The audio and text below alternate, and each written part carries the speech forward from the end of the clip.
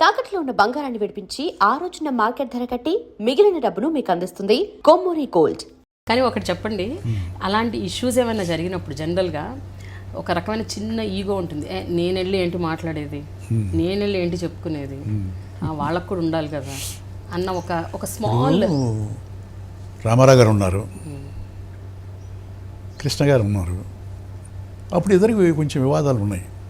ఈ సీతారామరాజు తీసిన దగ్గర నుంచి ఆ తర్వాత కురుక్షేత్రము, దానవీర సూరకన్న, దాంట్లో డిస్ప్యూట్స్ వచ్చినాయి. ఇద్దరికి ఒకరికి సమన్వయం లేదు.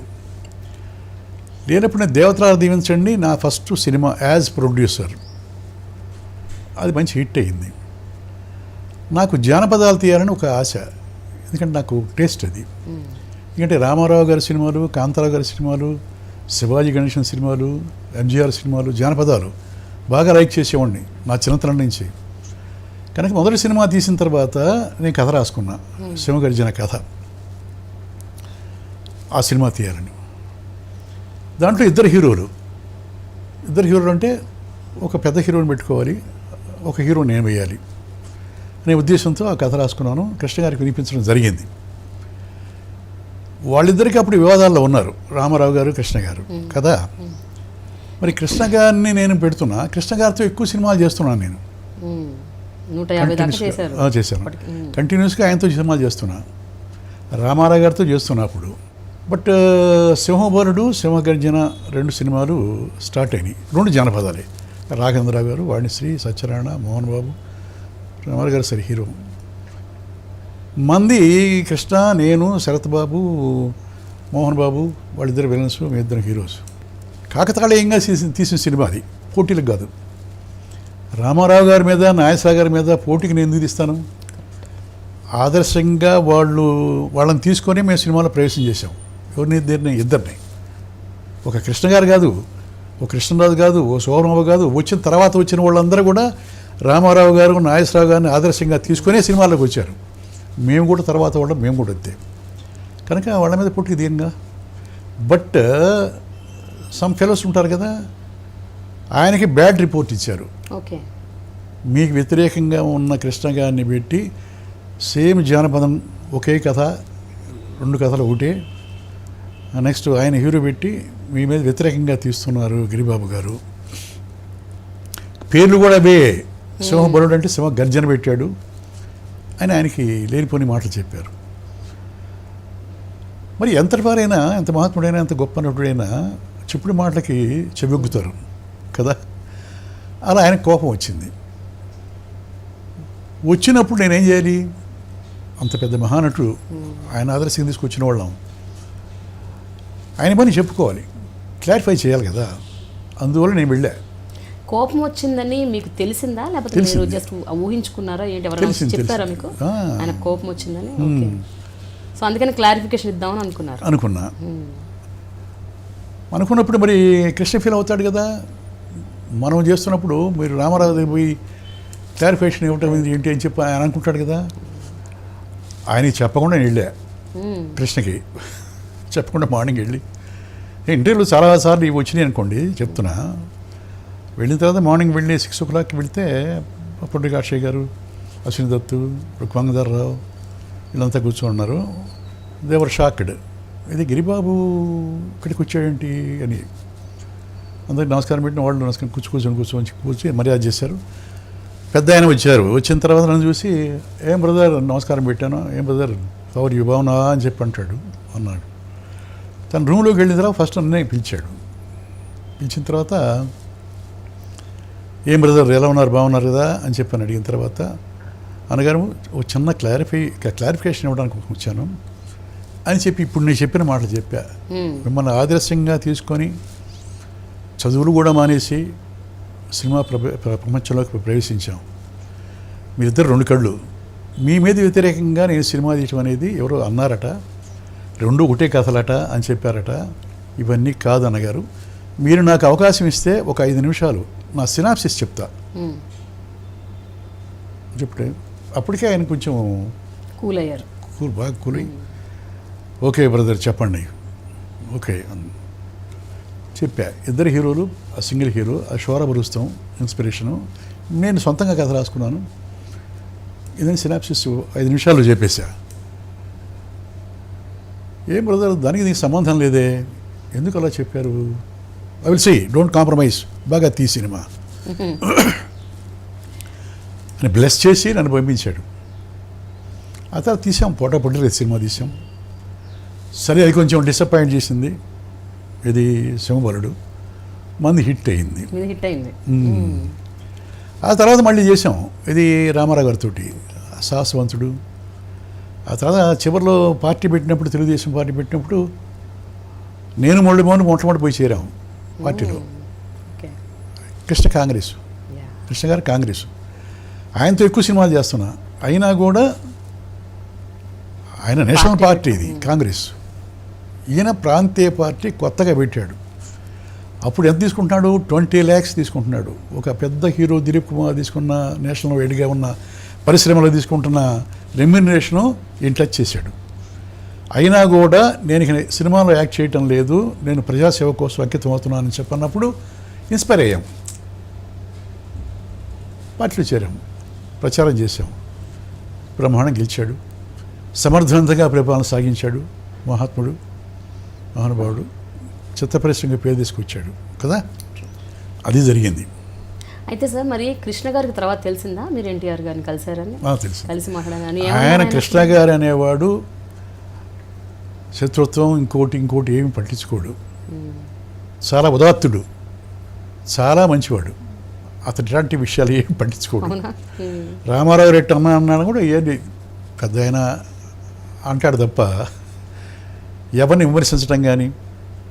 కృష్ణ గారు తను యాక్ట్ చేసే ప్రొడ్యూసర్లు చివరిలో వాళ్ళు ఇబ్బందులు పడి రెమ్యునరేషన్ ఇవ్వకపోయినా కూడా ఓకే అని చెప్పే మనిషి.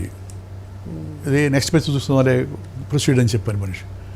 అట్లా ఎన్నో నేను నా కళ్ళతో చూశాను నేను కృష్ణ గారి విషయం. అందరు గొప్పవాళ్లే, అందువల్లే అప్పటి నుంచి ఇప్పుడు దాకా వాళ్ళు ఉన్నారు, మేము వాళ్ళని అనుసరించి మేము ఉన్నాం, అంతే కదా. అంటే ఎస్పెషల్లీ ఇప్పుడు సార్ ఎప్పుడైతే మీరు సినిమాలు కొంచెం తగ్గించారో, అంటే ఇంతకుముందు అంటే బ్యాక్ టు బ్యాక్ ఫుల్ హడావిడిగా ఉండేవారు, బట్ ఒక 10 ఏళ్ళుగా మీరు చూసేదే ఒక 2-3 సినిమాలు చేస్తున్నారు సంవత్సరానికి. So more time you're spending with your wife. ఈ 10 ఏళ్ళుగా మీకు ఇంకా బంధం బాగా గట్టిపడి ఉంటుంది. అవును. సో ఈ 10-15 years మెమరీస్ గుర్తొస్తున్నప్పుడల్లా what is a beautiful bonding sir అసలు మీ ఇద్దరు షేర్ చేసుకున్నారు? ఏదో మా ఇద్దరం కలిసి సంవత్సరాలన్నీ సక్రమంగా నడుపుకు రావటం. మాది ఇప్పటికి కూడా ఉమ్మడి కుటుంబమే, ఉమ్మడి కుటుంబం. అందరు మీతో అందరు కలిసి ఉంటారు, మీ అబ్బాయిలు, కోడళ్ళు, కొడుకులు, మనవాళ్ళు, మనవరాళ్ళు. ఉమ్మడి కుటుంబమే, సంపాదన మొత్తం ఉమ్మడే. ఓకే. ఆ ఉమ్మడిగా ఉండటానికి కారణం ఆవిడ. మా నాన్న 107 సంవత్సరాలు ఇంత ఆరోగ్యవంతంగా ఉండటానికి ఆవిడే కారణం. ఆ తర్వాత ఇప్పుడు మా కోళ్ళు. అంటే మీరు కష్టపడి వచ్చారు, స్ట్రగుల్ అయ్యి వచ్చారు ఫీల్డ్లోకి, బట్ రఘుబాబు గారిలో ఆ టాలెంట్ సడన్గా గమనించడం, ఆయన ఇప్పుడు ఫిలిం ఇండస్ట్రీలోకి రావటం, ఇప్పుడు ఇన్నేళ్ళుగా సినిమాలు చేస్తున్నారు. హీఈస్ ఆల్సో ప్రూవింగ్ బ్యూటిఫుల్, చాలా చాలా పేరు తెచ్చుకుంటున్నాడు ఆయన కూడా. బట్ అఫ్కోర్స్ ఆయన మీలాగా ఆల్రౌండర్ కాదులేండి, బట్ కామెడీలో ఈజ్ కింగ్. మీకు యాజ్ అ ఫాదర్ ఎలా అనిపిస్తుంది సార్ ఇప్పుడు? వాడు కూడా అలాంటి హీరో కాకపోయినా, నేను వేసిన హీరో వేషాలు వేయకపోయినా వాడు సీరియస్ క్యారెక్టర్స్ చేస్తున్నాడు, విలన్గా చేస్తాడు, కామెడీ చేస్తాడు. అది ఒక్క పాత్ర తప్ప, హీరో పాత్ర తప్ప ప్రతి ఆల్రౌండర్ అతను కూడా. అంటే ఆల్రౌండర్ అంటే మీలాగా కథలు రాయటం, direction, is busy, very busy now. నేను అతను ఆర్టిస్ట్ అని చెప్పి అనుకోవాలి అసలు ముందు, నాకు తెలియదు. పక్కన వాళ్ళ ఫ్రెండ్స్ దగ్గర జోక్ చేయటం, అవి చేయటం చేస్తుంటే వాళ్ళు ఎంకరేజ్ చేశారు, ఎందుకురా అంత బ్రహ్మాండంగా టైమింగ్ ఉంది నీకు, ఆ సీరియల్స్లో చేయొచ్చు కదా అని చెప్పంటే ఇక్కడికి వచ్చిన తర్వాత మొదలెట్టాడు. షిఫ్ట్ అయిన తర్వాత సీరియల్స్, ఆ సీరియల్స్ చేసిన తర్వాత బాగా చేస్తున్నాడు అని చెప్పని వాళ్ళ ఫ్రెండ్స్ ఏం చేశారంటే ఆ మొరార్లో ఇంట్రడ్యూస్ చేశారు కృష్ణవంశీకి.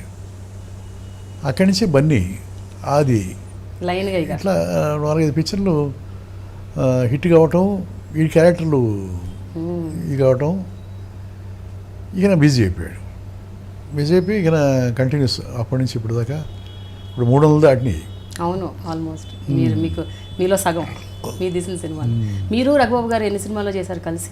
30 పైనే ఉన్నాయి. 30 పైన ఉన్నాయా? Okay, wonderful. ఏ క్యారెక్టర్ నచ్చుతుంది సార్ మీకు రఘుబాబు గారి సినిమాల్లో? రఘుబాబు గారి సినిమాల్లో మీకు బాగా నచ్చిన సినిమాలు ఏమిటి? బన్నీ కూడా బన్నీ ఇష్టమా? అది బన్నీ ఇది మొన్న సినిమాలు కూడా నాకు ఖైదీ నంబర్ 150 ఇష్టం. అది కూడా బాగా చేశాడంటగా. చాలా మీరు చూడలేదా? ఇంకా నేను చూడలే. అది బాగానే ఉందా? చాలా బాగా చేశారు ఆ సినిమా. ఇది కూడా పా లెటర్ పలకదు, ఫా ఫా అంటాడు. పర్ఫార్మెన్స్. ఇప్పుడు రామదాసులో కూడా చేశాడు, నమ్మ వెంకటేశ్వర చేశాడు. రామదాసులో కూడా ఇది ఇది పలకదు. అవును, రామదాసు. అయితే బోసుబాబు గారిని మీరు హీరో అవుతాడు సినిమాలో రాణిస్తాడు అనుకున్నారు, బట్ ఆయన అవ్వలేదు. డెఫినెట్గా అయ్యేవాడు వాళ్ళు చేసిన పనికి. ఆ తర్వాత 4-5 సినిమాలు చేశాడు. అదే మన కిచక్ కూడా చేశాడు. ఇప్పుడు సీరియల్స్ చేస్తున్నారు, 2-3 సీరియల్స్. ఇప్పుడు చాలా ఇప్పుడు కొంచెం టెలివిజన్ వైపు ఎక్కువ వెళ్ళిపోయారండి. సార్ లేటెస్ట్ మూవీ బాహుబలి కోసం వెయిట్ చేస్తున్నారా మీరు కూడా? డెఫినెట్గా. అవునా? ఎందుకు వెయిట్ చేస్తున్నారు? కట్టప్ప ఎందుకు చంపాడన్న బాహుబలిని తెలుసుకోవడానికి? కట్టప్పని చంపాడు, అటు చంపాడు, అది కాదు కదా. టెక్నికల్గా విపరీతమైన పేరు ప్రఖ్యాతులు మన తెలుగు సినిమా తీసుకొచ్చింది కదా బాహుబలి. మేము ఈ గ్రాఫిక్స్ లేనప్పుడే శివగర్జన, రణరంగం, జానపదాలు తీసాం. అంతే కదా. బెంగళూరులో తీసా రణరంగం. 14 బడల్లో ఒక పెద్ద దూరం పెట్టి కోట తలుపులు బ్రేక్ చేయించా. ఆ కోట వేయించి యారోస్ తోటి మా జనం మీద వాళ్ళు బాణాలు వేయటం, చచ్చిపోవటం, వీళ్ళు ఇక్కడి నుంచి బాణాలు వేయటం ఈ కోట మీదకి బాహుబలి చూపించినట్టుగా వార్ సీన్స్. ఒక ఒడిశాలలో ఇంత పెద్ద బండలు ఇటుకి కోటలోంచి కొడితే అక్కడ నుంచి పడతాయి. అవి అప్పట్లో నేను పెట్టా. ఇది వార్లో అవన్నీ గ్రాఫిక్స్ లేవు మాకు. ఇవాళ 100 మందిని పెడితే 1000 మంది చూపించవచ్చు కదా. 1000 మంది పెడితే 4000 మంది చూపించవచ్చు. ఇప్పుడు అంతా టెక్నాలజీ. అప్పుడు ఏ టెక్నాలజీ లేకుండా మేము అంత పెద్ద క్లైమాక్స్ని తీసాం. శివగర్జన జైపూర్లో తీసా, రియల్ ఫోర్ట్లో.